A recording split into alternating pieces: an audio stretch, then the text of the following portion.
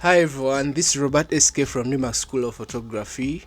Today I'm going to show you how to apply presets using Adobe Lightroom.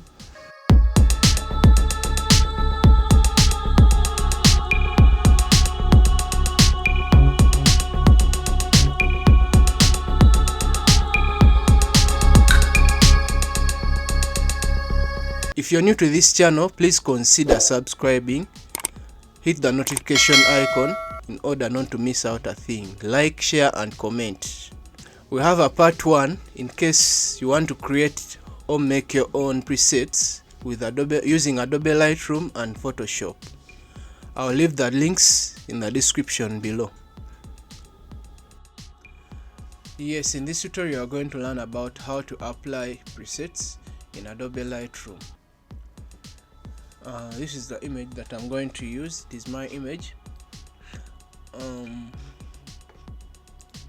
So if you want to apply your preset, first of all, your preset icon, your preset panel is on the left here. As you can see, this is how your icons will look like, and this is the list of your presets.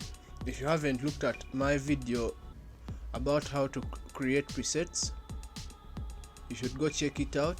It's the link is in the description below. So if you want to apply your preset, most of the presets that you've created, that you've saved using the settings that you've made, normally fall under user presets. So you select from these, from the list of your user presets, the exact preset that you want to apply. For example, let me apply this one, SK preset. You will see that your image has changed. There are also presets that you can apply from outside of Lightroom. In order to do that, you come here to presets, up here to the plus icon, and you say import presets. If you want to import presets, you look for where your preset is. Let me click on Light DMX7 here and click on import.